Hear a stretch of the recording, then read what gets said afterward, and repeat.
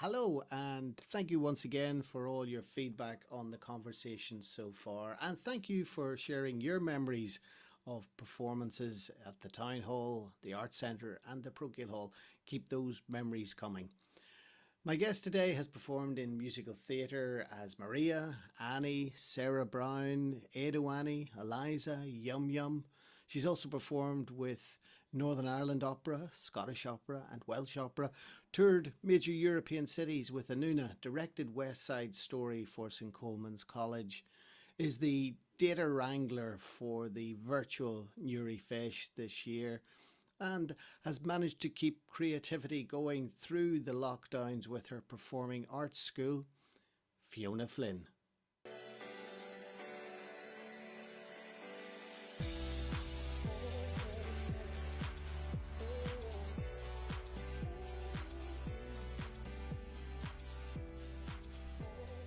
Well, my very first experience of the Town Hall in Newry was with Newry Musical Society at 5 years old. I auditioned for a part in The King and I remember the audition process and the amount of children sitting, waiting to be called.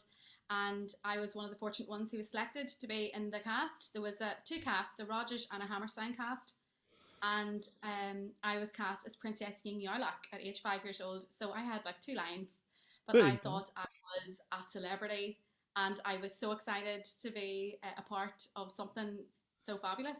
And And that's the thing about it, isn't it? It is so exciting to be a part of theatre and stage and musicals and shows. I remember my granddad, Pappy as we called him, buying me the special earrings for the prince or for the king's children, and my mom made me the sash, and then of course it was a family occasion, getting to see our wee Fiona on the stage in the town hall, and my mom actually still has the ticket, so it's in my house now of her seat that she went to see me in my first performance in the town hall stage. My granda lived in Cargan up Toon Bridge in Antrim, and the whole way up and down the road to Antrim, we sang. So mum was like, we need to get this child an outlet. So sent me off in all my gear to the Musical Society. And then I think it was after that experience with the Musical Society, I started drama and singing classes. And then that led into the under six poem at Newry Feis and the under six or under seven singing, the Uh-huh. solo then. So Uh, I kind of went that way Can you and then remember never what looked back. can you remember what you sung back then? Under seven solo, I do, because I was the very first competitor on and I was shaking like a leaf, and it was I Can Sing a Rainbow, red and yellow and pink and green. Brilliant. I remember that experience. And it is a little bit nerve-wracking too, especially when you're 6 and 7. So you're ushered out from the wings, told go and stand in the middle, and then you're waiting for the adjudicator and a friendly smile and a nod. And certainly in my day, they used to have a bell, and they would ding the bell, and off you went. A nerve-wracking experience, but the younger that you do it, the better it is, because I have grown up my whole life of performing, and by the time the first experience is obviously daunting, but then when you get to a teenager and you're used to it and you're not self-conscious because you've been doing it's something that's in you and you've been doing it your whole life. So when I get now to the stage where I'm at, I don't think twice about getting up and performing. Of course you have the buzz and the adrenaline, but and a little bit of nerves, but nothing to the extent of that very first time you step out onto the town hall stage and you don't know what to expect, and the people look like dots away in the distance. So you kind of grown up with that, and it's normal now. That's my new normal. It's not easy. There's a lot of hard work behind it, and a lot of hard work behind getting to that moment when you step onto the stage, but also the work within shows as well, and developing and producing shows, and you've directed shows as well, and we'll talk about that in a second. You were in the panto. Dick Whittington, and I remember that I took part in it with my best friend Sheena Matthews, and Kathy Colgan was there, and I have pictures of that from a long time ago. Brilliant experiences of my days in the pantomime, and I did it as part of the Tiny Tots the whole way right up till I was in secondary school every year. And I remember even travelling to rehearsals for the pantomime in the snow, and we couldn't get the car down the hill, and Daddy put me on its back and trudged the whole way down to the town hall and waited for me and took me home. In school, you were involved in quite a few shows with school productions. Yes, so when I moved into the Sacred Heart the first years weren't allowed to be in productions. It's usually from second year and above. They do the auditions in the year before I started. So they were doing a production of The King and I again, and they were looking for five tiny children to be involved in that. So of course I jumped at the chance and went and did the audition, and I ended up playing the same part as I played with Newry Musical Society like 5, 6 years later, or whenever it was, in 2000 I think it was. And then I was involved very heavily in the music and drama with Sacred Heart, with Miss Rankin and Damien Frame and Mary Bell, and I had such wonderful experience at the Sacred Heart, and I took part in every musical there as that I could. And First year, third year, and seventh year. So, and I loved it.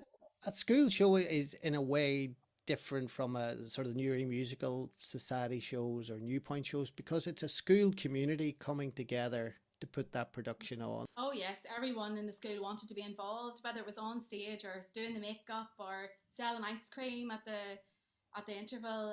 Well, years later, you went across town and you directed West Side Story for the college, St. Coleman's Yeah, College.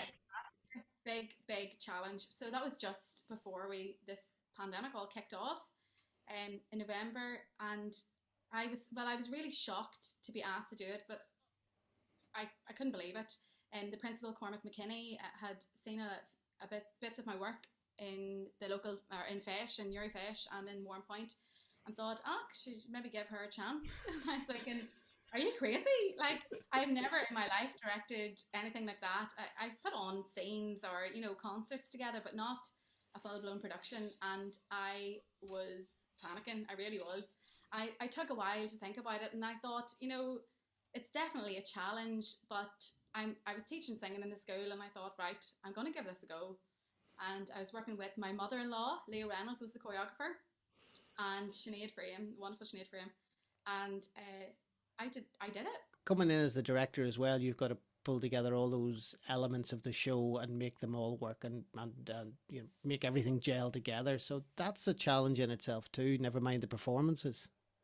It really was for me because I have no experience with lights and sound and all of this and doing the set and getting the costumes, and for me I just go out on the stage and I just sing, and that's what I do. So this was another level of craziness for me, but I learned so much myself, and it was great for my own personal development, and I had such a supportive team around me. I really did. So I couldn't have asked for better colleagues to help me, and the first step on the ladder. And who knows whether I'll direct anything ever again. They might never have me back, but I enjoyed it. I enjoyed the experience. When you left Sacred Heart, music obviously and the musical theatre and opera were well part of your life and what you wanted to do, and you went on to Queen's and did music at Queen's, and then down to the Royal Academy of Music in Dublin, and then over to the Royal Conservatoire in Glasgow. I actually was going to go and study actuary,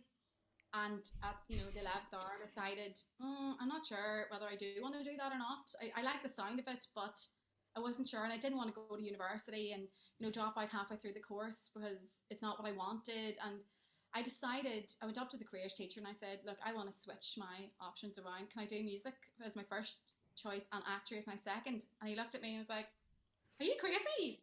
But I am so glad that I did that because I can't see myself doing anything else now. And I went down to Queen's, but I enjoyed my 3 years there and decided that was a B Mus, and I decided then I was thinking about doing more performance. So I went down to Dublin to the Royal Irish Academy and did a year there in postgraduate diploma in performance and teaching. So I liked the teaching element of it then as well.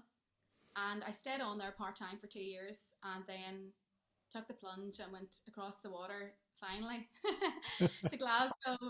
And I did a master's there in opera performance. So it was a wee bit of everything. And I had such an amazing experience there. The training that I received and the friends that I made and the doors that were opened to all the experiences with like Scottish opera, Welsh National Opera. And then I came home again and was able to work with NI Opera. I was just really fortunate that the doors just seemed to open for me at the right time.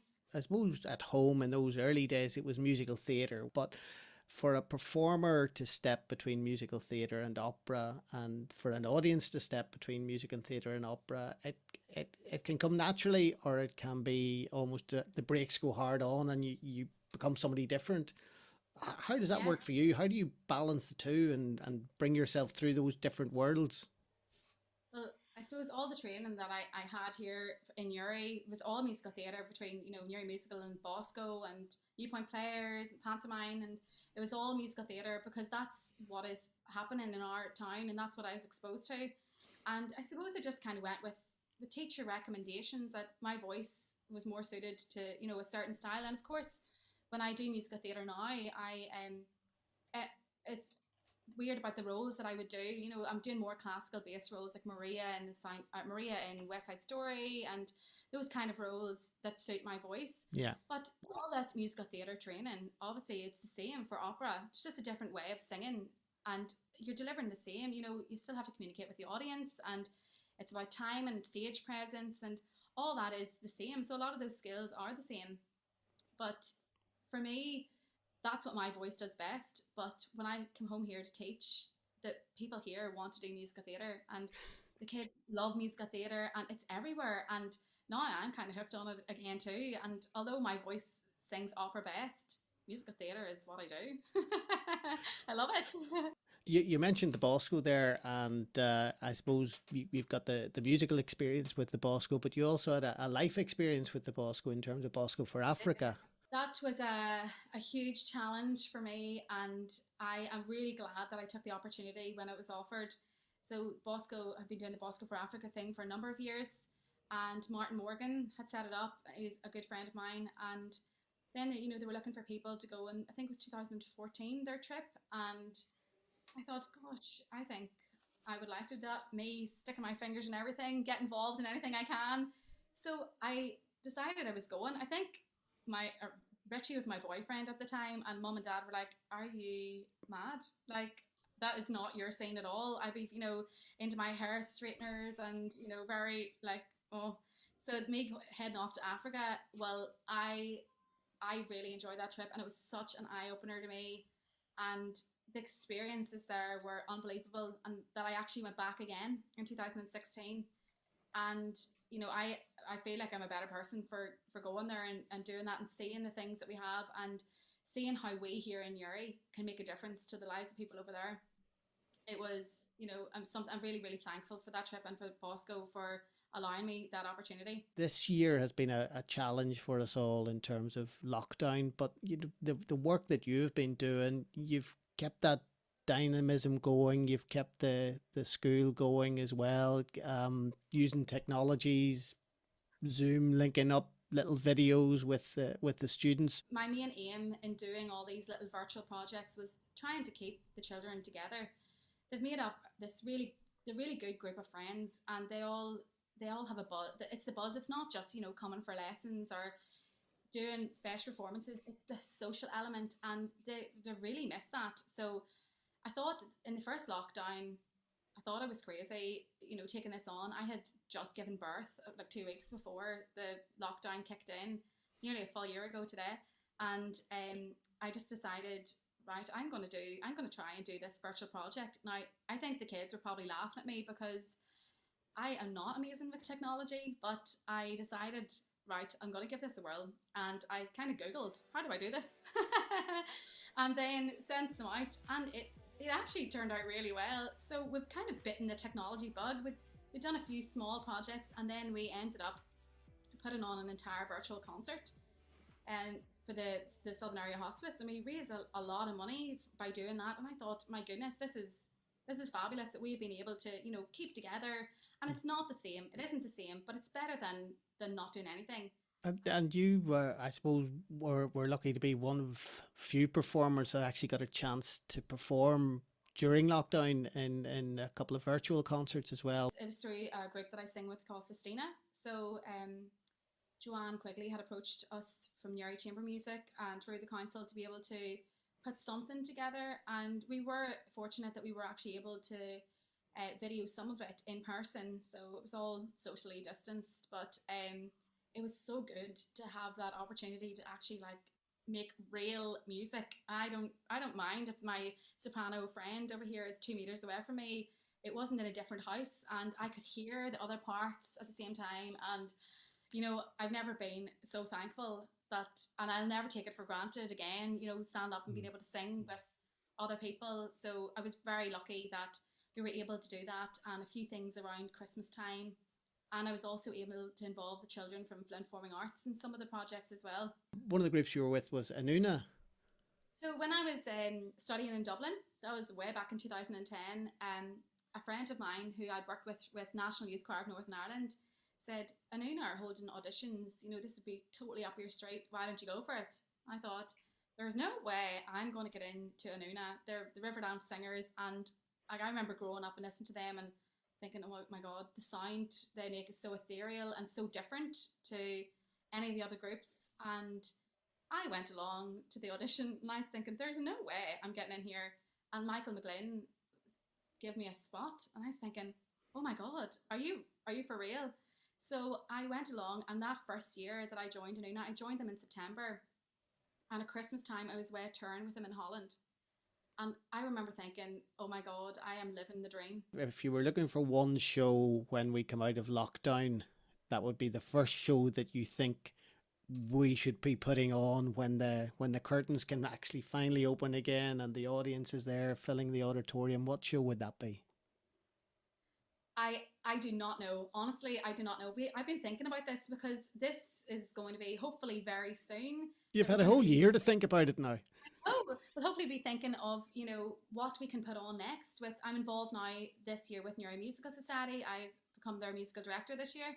So this question is going to come up very soon. And I honestly don't know because we've been out of it for so long. And you have to think about the people who are here, that what they want to be involved in. And I would love to put on a Les Mis or something if we could get the rights for it. But I mean, who knows? So obviously you as a person love singing and performing, but where did the notion of the Flynn Performing Arts School come from?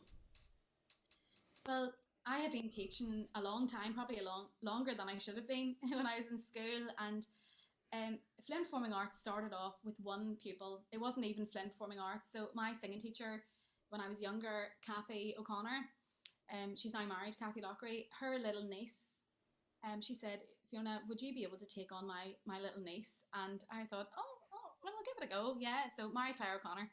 And I started teaching Mary Claire, my one little pupil. And then by the time I was, finishing university, I had a few little pupils. So Mary Claire's wee friend or my neighbour or her little cousin. And, I had maybe 5 or 6. And then I was heading off to Glasgow. And by that stage, at the weekends, I had maybe 20 pupils. And I flew home every Friday night from Glasgow. And I taught them on a Saturday and Sunday. And then I flew back to Glasgow on a Sunday night. And I say that's probably why myself and Richie are still together, because he never saw me. So and I flew back on a Sunday night to Glasgow. And then by the time I was finished Glasgow, I had a waiting list of people who were, waiting for spaces when I got home. And I thought, right, I think I could make a real thing of this, because I honestly got such a buzz out of teaching. And when I saw the pupils standing on stage at the feis or exams or whatever, and I thought, oh my God, I've made a difference to that person, or I got such a buzz out of it and they got a buzz out of it, and I just fed off that. And the more I could get that, the more I was doing it. When you were on the fish all those years ago, when you were 6, little did you think then that you would be the data wrangler for the virtual fish in 2021. Newry Fish goes virtual. Like, I never thought I'd see the day. But thankfully, the committee at the Newry Fish are brilliant, and they want to keep it running, and they didn't want it to be disturbed because of the pandemic, and they did get to run a few classes last year. So they said, what about, what could we do a virtual fish? And then they all looked over at me. I was thinking, no. But I agreed to it. And I think maybe a bit crazy, but we're going well. I'm nearly at the stage. I've been spending it every night for the last 2 weeks, merging videos and uploading sheet music and all the rest of it. But I'm nearly there, and my computer is running at, 0 capacity. it's so slow with all these videos, but it's something good for the children are getting to work towards something, and me being crazy, I'm just a girl who can't say no, so I said And yes, I do it.